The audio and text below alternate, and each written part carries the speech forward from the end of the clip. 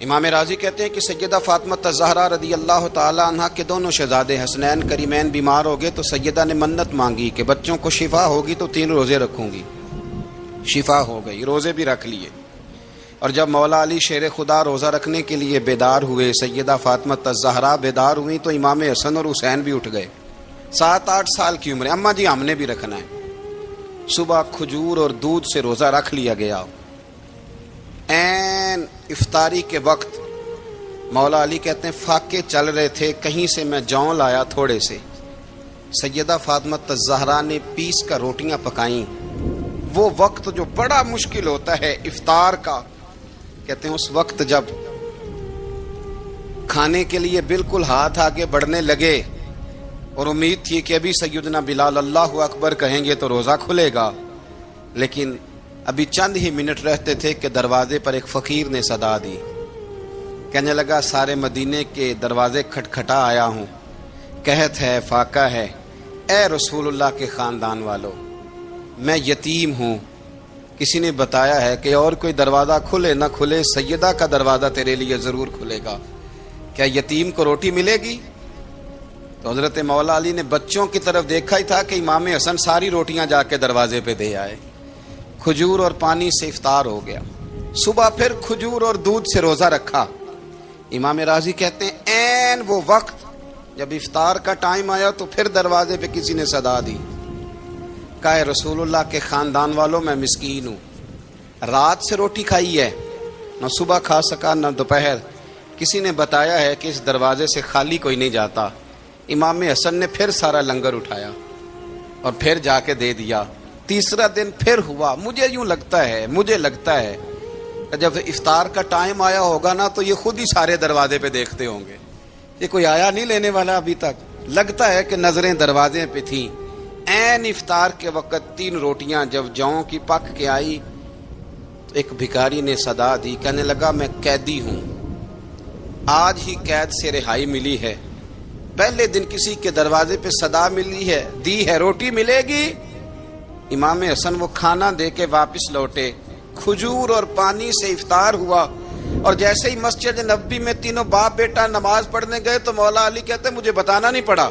رسول کریم نے میری طرف دیکھ کے فرمایا علی تیرا، فاطمہ کا، حسن اور حسین کا 3 دن والا عمل خدا کو بھی بڑا پسند آیا ہے اور محمد مصطفیٰ کو بھی بڑا پسند آیا، بڑا پسندیدہ عمل.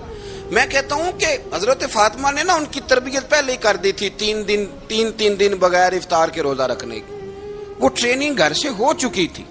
اب میدان کربلا میں 3 دن بھوکا پیاسا رہنا ان کے لیے مشکل نہیں تھا.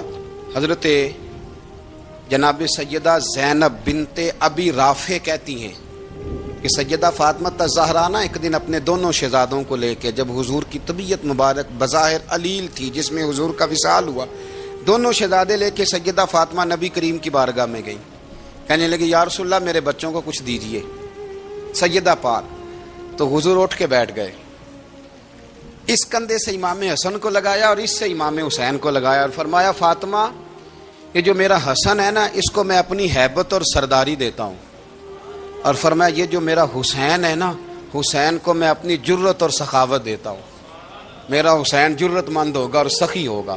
داتا گانج بخش علی حجویری، امام الاولیاء، سید الاصفیاء، داتا صاحب کشف المعجوب میں فرماتے ہیں ایک دن نا امام حسین کے پاس ایک شخص آیا بڑی دور سے کچھ مانگنے کا، حضور کچھ دیجئے.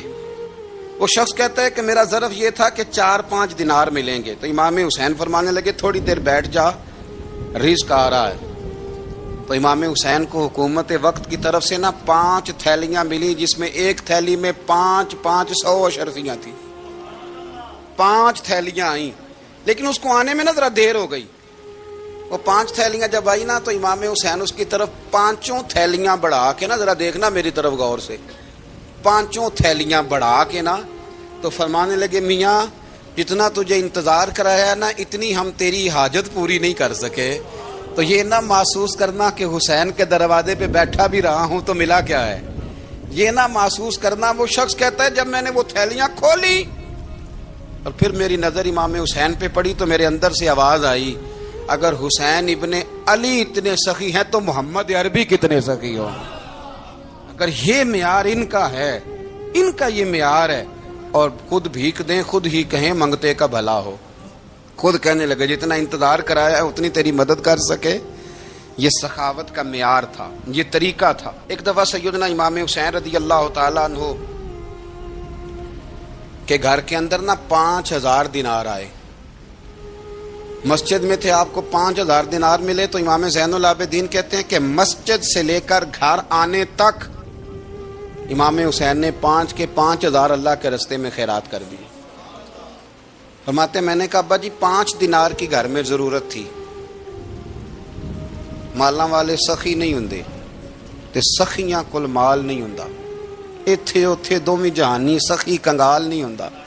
کہا ابا جی 5 دینار کی گھر میں ضرورت تھی، تو کہتے ہیں مجھے فرمانے لگے بیٹا یہ جن کو میں نے دیا ہے نا یہ گھر کے لیے ہی دیا ہے، یہ گھر کے لیے ہی دیا ہے، جن کو دیا ہے تمہارا کیا خیال ہے یہ باہر خرچ ہوا ہے، یہ گھر کے لیے ہی ہے۔ اس لیے کہ جب انسان دوسروں پر شفقت کرتا ہے تو اللہ اس کے گھر پہ رحمت فرماتا ہے۔ امام حسین کے مزاج میں پہلی بات میں نے ذوق عبادت کی عرض کی، دوسری بات عرض کر رہا ہوں کہ صحابہ حضرت اسامہ بن زید بڑے پیارے ہیں میرے نبی کریم کے، بڑے پیارے۔ حضرت اسامہ بن زید کے بارے میں سیدہ عائشہ صدیقہ فرماتی ہیں ان کے ناک سے اگر رینٹھ نکلتی تھی تو اللہ کے رسول اپنے دست مبارک سے صاف کر دیتے تھے، اور سرکار فرماتے تھے کہ اگر اسامہ لڑکی ہوتا نا، ان کے غلام کے بیٹے تھے حضرت زید بن عامر، اگر یہ لڑکی ہوتا میں اسے زیور پہناتا۔ بڑے پیارے تھے، لیکن جب ان کا آخری وقت آیا نا تو 60,000 دینار کا قرضہ تھا، رشتہ داروں سے کہا، دوستوں سے کہا، یاروں سے کہا، پر قرض ادا نہیں ہو رہا تھا۔ حضرت اسامہ بن زید کہتے ہیں بڑا پریشان تھا۔ جب حد ہو گئی نا تو حضرت اسامہ بن زید فرمانے لگے جاؤ کوئی حسین ابن علی کو خبر کرو، ان سے کہو میں نا غلام ہوں آپ کے نانا کا، مقروض دنیا سے چلا گیا تو کیا بنے گا۔ امام حسین کو خبر ملی تو دوڑے آئے۔ لاجپال اس پیر کو نہیں کہتے جو تگڑا نذرانہ لے کے تو ماتھا چوم لے، لاجپال تو اس کو کہتے ہیں کہ جب ضرورت پڑے تو وہ سر پہ موجود ہو۔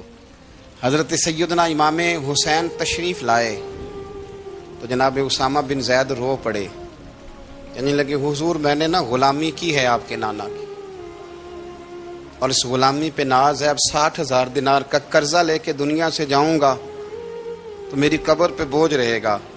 امام حسین خادم کو بھی کہہ سکتے تھے جاؤ گھر پیسے پڑے ہیں لے آؤ، امام حسین خود گئے، چادر روڑ کے تو اس کی اوٹ میں بکل میں 60,000 دینار چھپا کے لائے، اور جناب اسامہ بن زید کے سامنے رکھ کے کہنے لگے اسامہ یار پیسے رات کو ہی آئے تھے، میں سوچ رہا تھا مجھے تو ضرورت نہیں، اللہ نے کس کا نصیب میرے گھر میں بھیج دیا ہے، مجھے تو حاجت ہی نہیں تھی، اب پتہ چلا پیسے تیرے تھے، اللہ نے حسین کی ڈیوٹی لگائی ہے کہ جا کے دے آ۔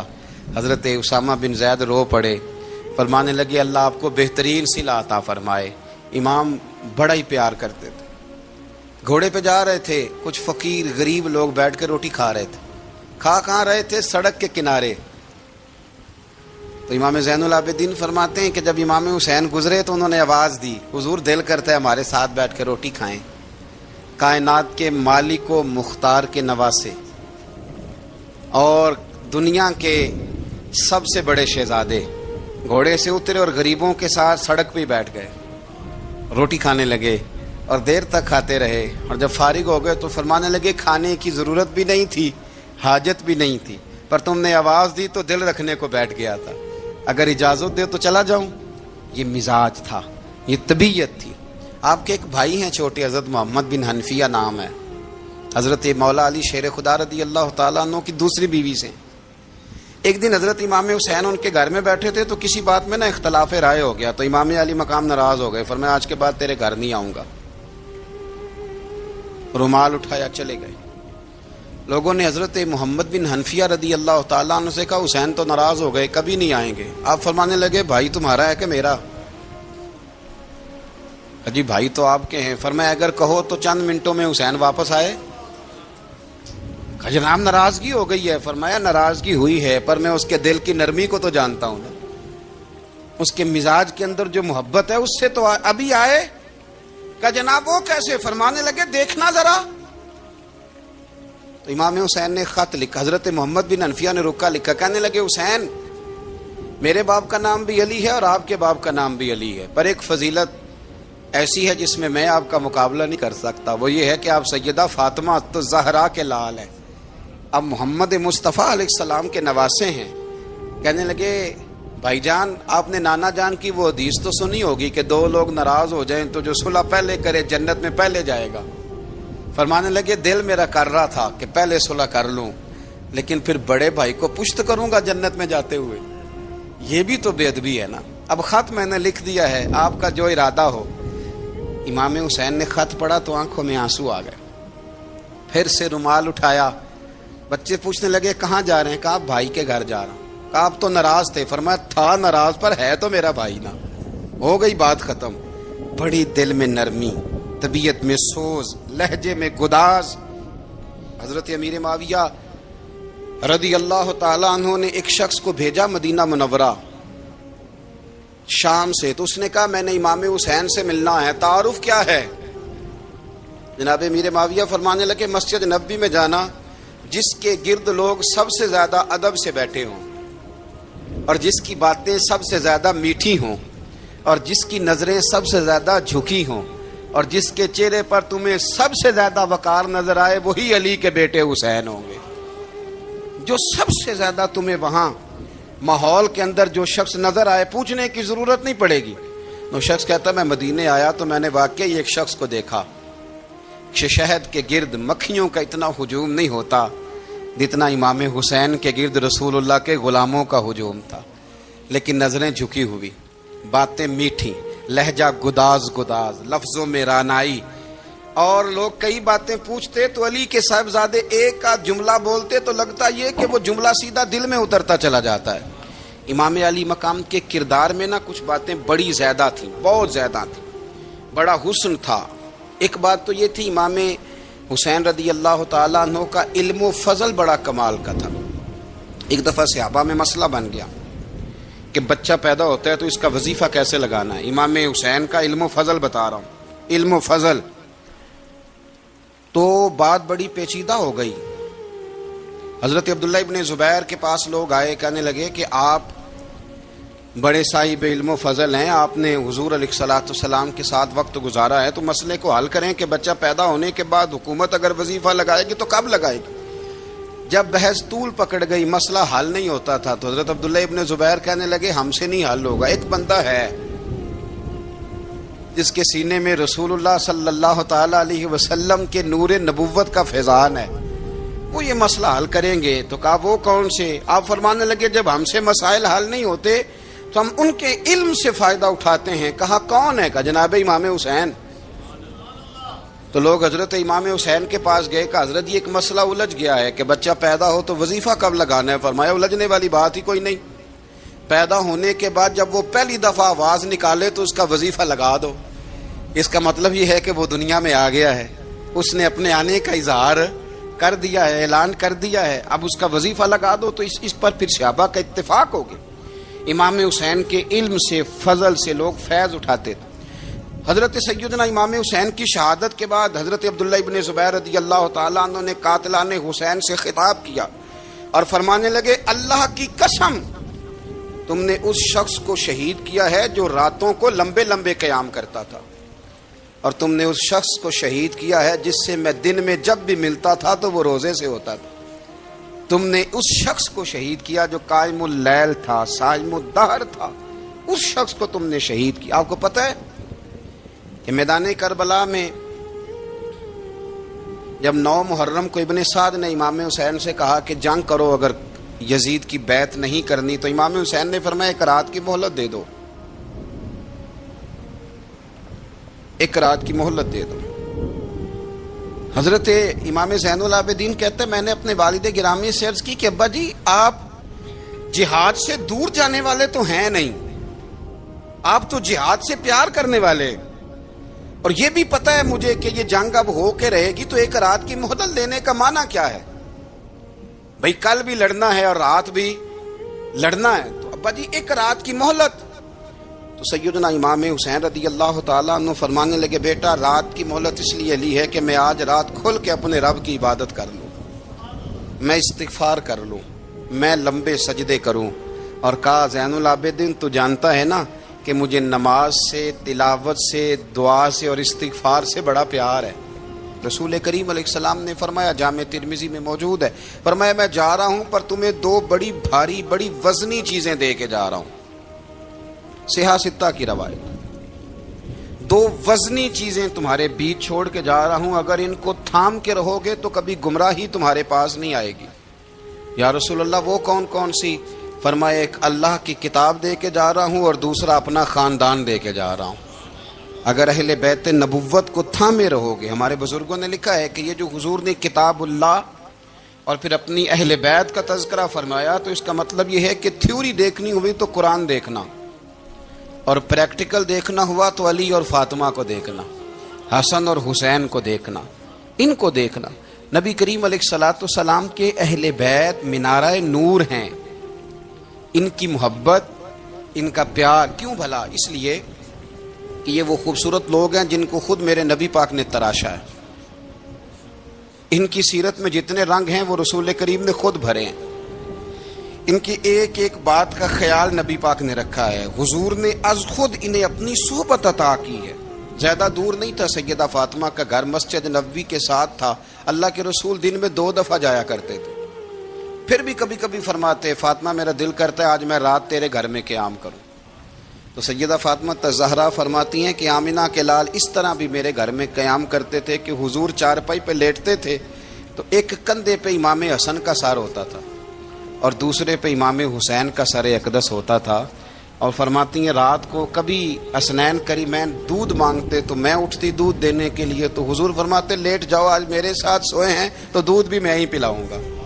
تو محبوب اٹھتے ان کے لیے دودھ لاتے برتن سے نکال کے، حضور نے انہیں وقت دیا اور پھر ان کی چھوٹی چھوٹی چیزوں کا خیال رکھا۔ صحیح بخاری میں موجود ہے، تربیت پر توجہ دی۔ امام حسین تشریف لائے، ابھی عمر مبارک 7 سال کے قریب تھی، مسجد نبوی میں صدقے کی کھجوروں کا ڈھیر لگا ہوا تھا۔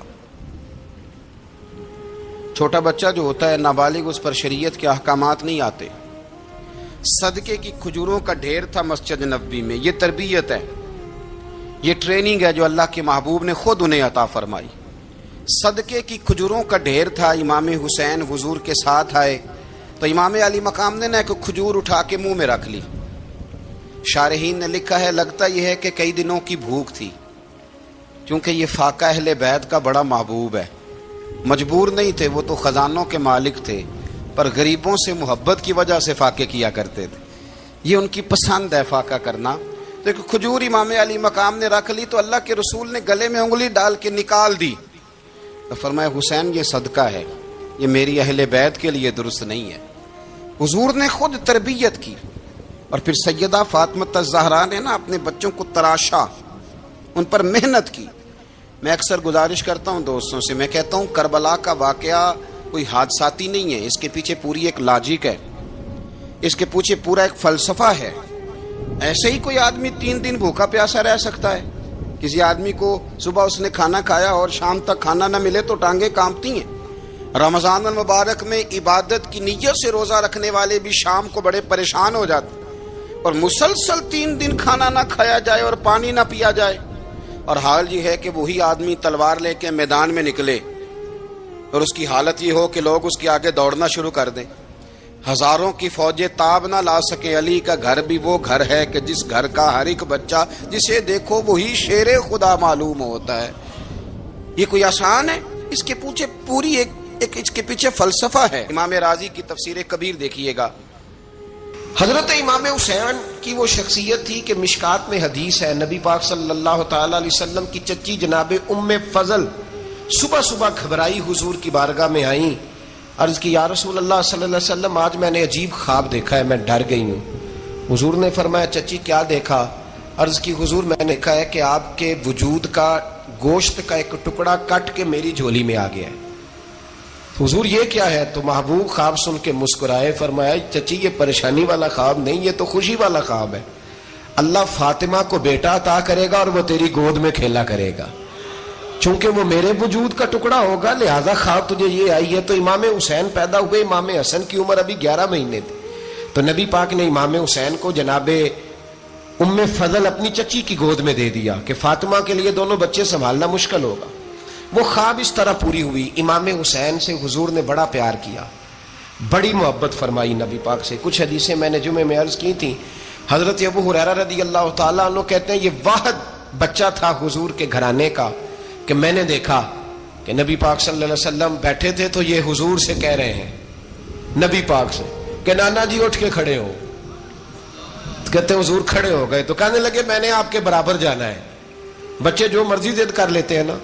قد چھوٹا تھا, عمر 7.5 سال تھی. کہنے لگے نانا میں نے برابر جانا ہے. تو نبی پاک صلی اللہ علیہ وسلم نے ہاتھ پکڑ لیے, فرمایا چل پھر ہو جا برابر. تو حضرت ابو ہریرہ کہتے ہیں انہوں نے, حضور نے ہاتھ پکڑے, اوپر کھینچا تو امام حسین نے پہلے اپنے پیر حضور کے گھٹنوں پہ رکھے, پھر نبی پاک کے سینے پہ رکھے, اور جب ان کا قد سر تھوڑا سا حضور سے اونچا ہو گیا تو محبوب فرمانے لگے چل بس کر, تو نے تو کہا تھا آپ کے برابر ہونا ہے, تو اوپر نکل گیا ہے, چل بس کر. فرماتے ہیں پھر امام حسین نے زبان باہر نکالی تو محبوب ان کی زبان چوسنے لگے, پھر ساتھ لٹا لیا اور انہیں سونگھنے لگے. تو میں نے عرض کی حضور آپ حسین کو سونگتے کیوں ہیں؟ تو فرمایا ابو ہریرہ مجھے حسین کے وجود سے جنت کی خوشبو آتی ہے, مجھے حسین کے وجود سے جنت کی. ایک دن حضور گزر رہے تھے. اصل اس طرح تھا کہ یہ نبی پاک کا حجرہ تھا. جن لوگوں کو اللہ نے مدینے کی زیارت کرائی ہے وہ جان سکتے ہیں نبی پاک کا حجرہ تھا. تو حضور کے حجرے کی اس جانب یعنی مسجد کی جو بالکل سیدھ ہے اس کی بیک میں سیدہ فاطمہ رہتی. تو حضور اکثر نہ نماز کے لیے جب نکلتے تو حضرت فاطمہ کے حجرے کے پاس سے ہو کر دوبارہ محراب میں جاتے. محبوب حجرے کے پاس سے گزرے تو امام حسین رو رہے تھے. تو حضرت فاطمہ نے کسی بات میں جھڑک دیا تو امام حسین رونے لگے. تو نبی پاک نماز کے لیے گئے تو واپس لوٹ آئے اور واپس تشریف لا کے کہا فاطمہ حسین کو کیا ہوا؟ عرض کی یا رسول اللہ تنگ کر رہے تھے, میں نے ڈانٹ دیا ہے. کیا خوبصورت جملے ہیں حدیث پاک میں.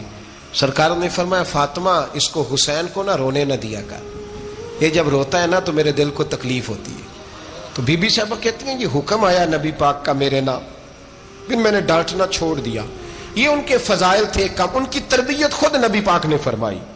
پہلی بات تو یہ ہے کہ نبی پاک نے دعا مانگی تھی, یا اللہ میرے گھر والوں کو زیادہ روزی نہ دینا, انہیں ایک وقت روٹی دینا, ایک وقت کی بھوک دینا. یہ جو 10 دن کربلا میں انہیں ٹینشن نہیں نہ ہوئی, انہیں عادت تھی فاقہ کرنے کی, انہیں 3 دن وصلی روزے رکھنے کی عادت تھی. پہلی بات. دوسرا یہ کہ جہاد کی تربیت حضور خود کراتے تھے. حضرت فاطمہ زہرا کہتی میں پردے کے پیچھے دیکھ رہی تھی, نبی پاک نے امام حسن اور حسین سے فرمایا چلو میرے سامنے کشتی لڑو. تو دونوں حضرات آپس میں جب کشتی لڑنے لگے تو نبی پاک نا امام حسن کو کہتے ہیں حسن حسین کو ٹانگوں سے پکڑو, حسن حسین کو پیچھے سے پکڑو. جب نبی پاک بار بار امام حسن کو بتا رہے تھے تو سیدہ پیچھے سے بول پڑی, کہنے لگی یا رسول اللہ آپ چھوٹے کو بتائے, آپ بڑے کو بتا رہے. بڑا تو پہلے 11 مہینے بڑا ہے, تو آپ چھوٹے کو بتائے بڑے کو بتا رہے. تو فرمایا فاطمہ تو چپ کرنا, جو میں دیکھ رہا ہوں تو نہیں نہ دیکھ رہی. ایک کو میں بتا رہا ہوں, دوسرے کو جبریل امین بتا رہے ہیں. لیکن اس کے ساتھ ساتھ امام حسین رضی اللہ تعالیٰ عنہ کا جذبہ جہاد, امام حسین کی استقامت. آج لوگ ادھر ہوتے ہیں جس طرف ہوا کا رخ ہوتا ہے. آج لوگوں کی سوچوں کا زاویہ یہ ہے کہ جدھر رش زیادہ ہوگا ہم بھی ادھر جائیں گے. ہم یہ نہیں دیکھتے حق کس طرف ہے, ہم یہ دیکھتے ہیں رش کس طرف ہے. امام حسین رضی اللہ تعالیٰ عنہ نے رش نہیں دیکھا, حق دیکھا. امام حسین رضی اللہ تعالیٰ عنہ استقامت کے وہ پہاڑ ہیں, معمولی آدمی نہیں تھے. فرزق شاعر کہتا ہے کہ میں نے امام حسین سے کہا تھا, میں نے کہا لوگوں کی تلواریں یزید کے ساتھ ہیں پر دل آپ کے ساتھ ہیں, دل آپ کے ساتھ ہیں. امام حسین رضی اللہ تعالیٰ عنہ نے زمانے کے حالات نہیں دیکھے, حق اور سچ دیکھا. جتنی چیزیں انسان کو کمزور کر سکتی ہیں وہ ساری امام حسین پہ طاری کی گئیں. جتنی چیزیں, وطن چھوڑنا کتنا کو مشکل ہوتا ہے. شالا پردیسی کوئی بھی نہ تھی وے تے کخ جنہ تو پارے. حضرت سلطان باؤ فرماتے ہیں بچو, پردیسی ہونا کوئی آسان ہے؟ جس آدمی کا کسی چھوٹے سے گاؤں میں بھی مکان ہو, چھوڑنا پڑ جائے تو روٹا ہے. تو مجھے بتاؤ جس نے اپنا سارا بچپن مدینے میں گزارا ہو. آج جو 1 ہفتہ مدینے رہ کے آتے ہیں ان سے واپس نکلنا مشکل ہوتا ہے, لیکن امام حسین حق کا رستہ تھا، وطن کی قربانی دی، اور معمولی وطن نہیں، مدینے جیسا وطن.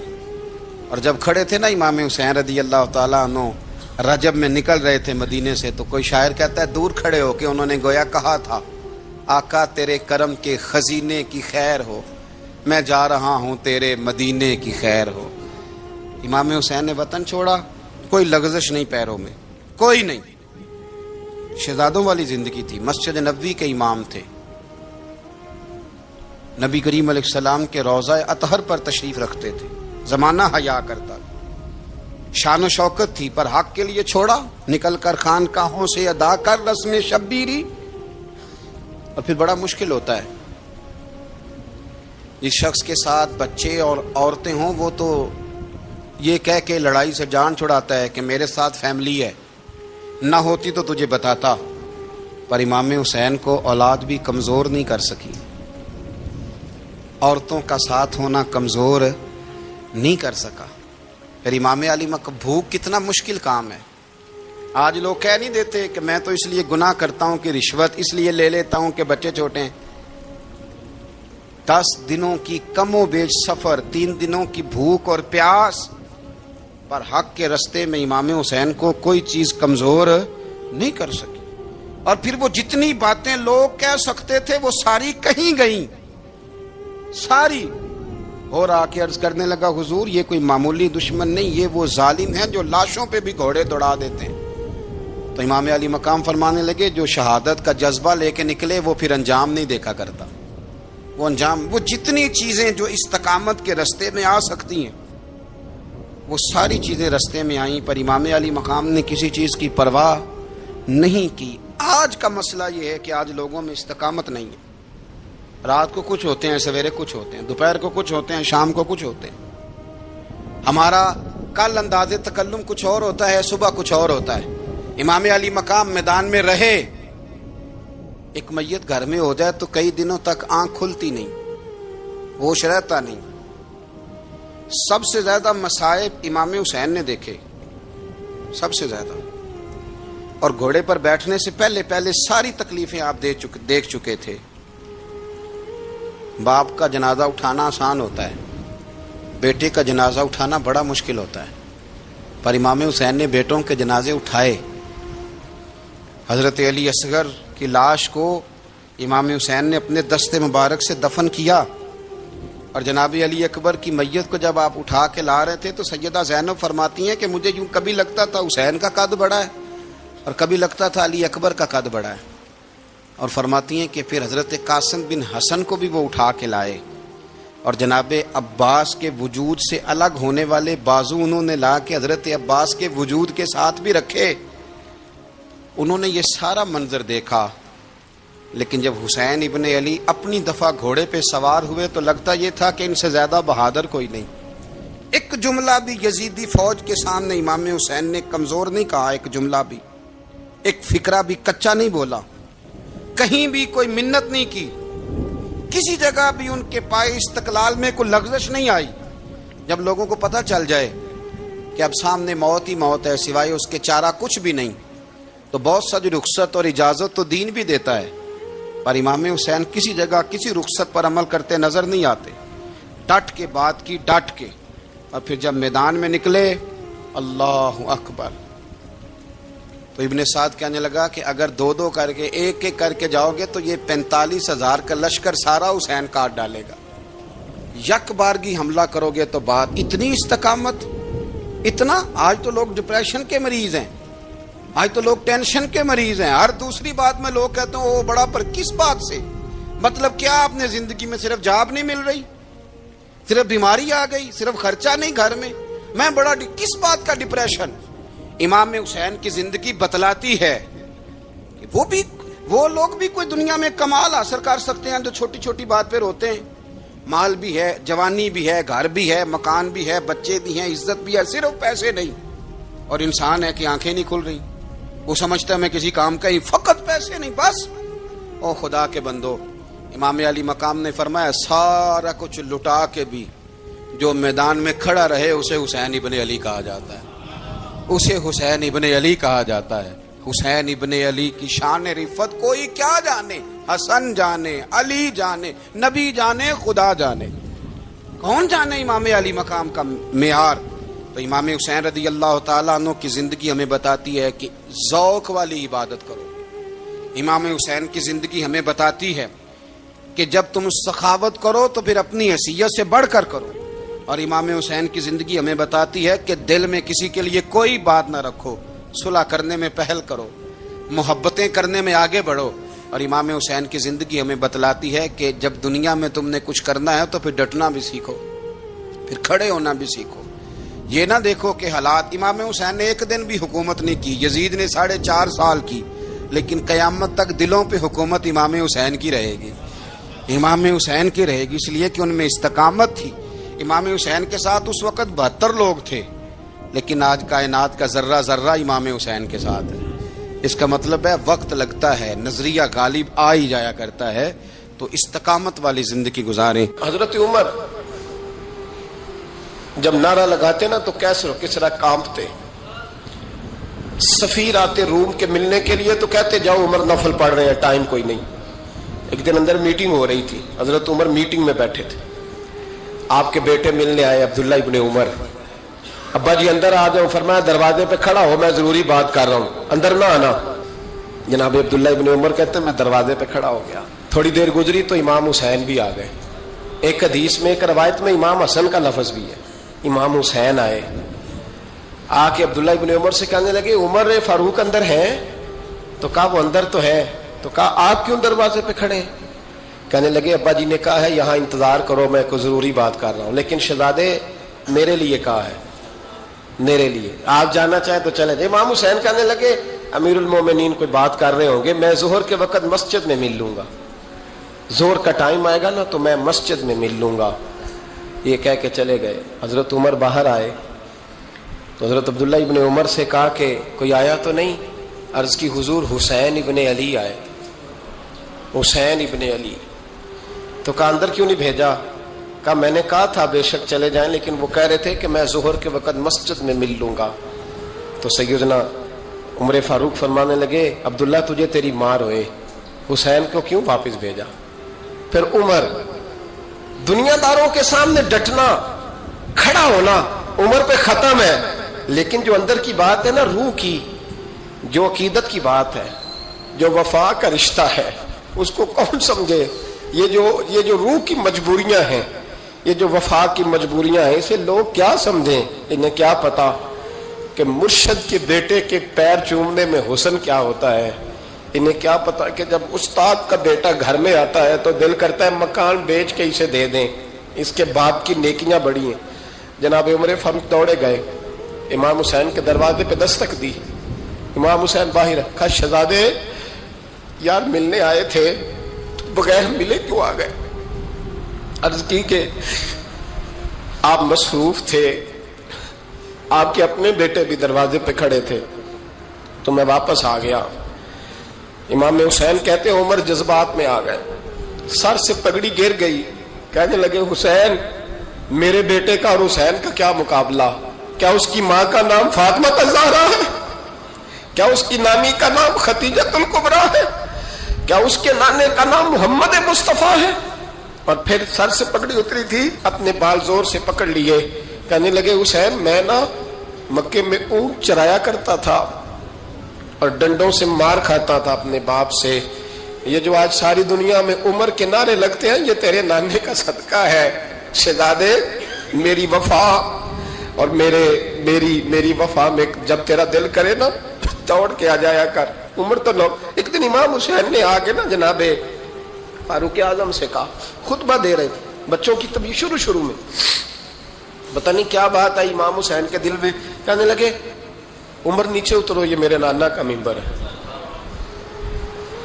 تو حضرت سیدنا عمر, سنو کبھی میرا بھی بچہ آ جائے تو میں کہتا ہوں اس کو پکڑو یار, بچوں کو تو نہیں نا جمعوں میں مطلب ذکر کیا جاتا, اترنا میرے نانے کا ممبر ہے.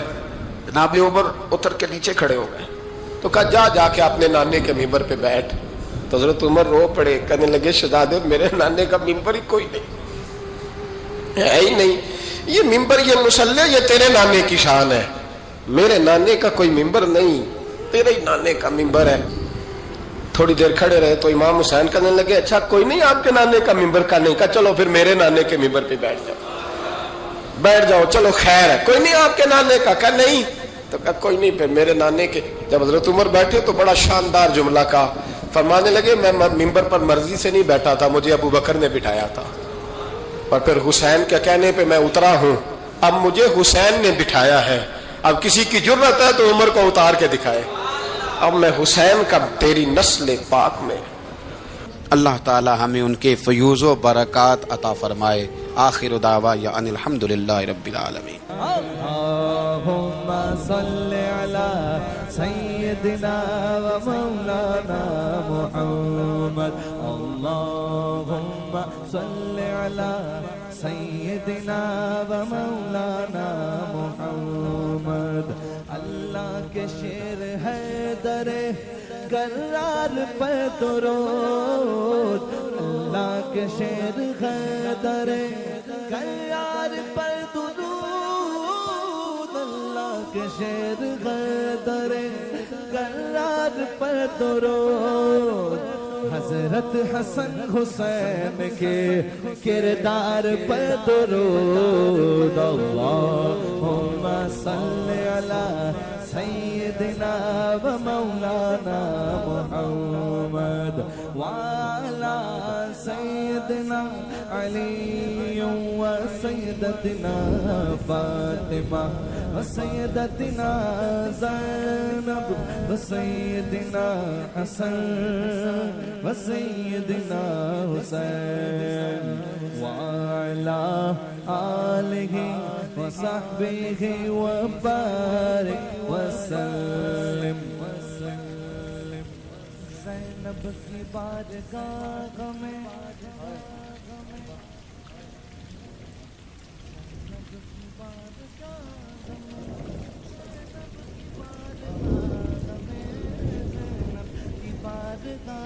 میں سلام نیاز ہے، زینب کی بارگاہ میں سلام نیاز ہے، جو مرتضیٰ کی لاڈلی زہرا کا ناز ہے۔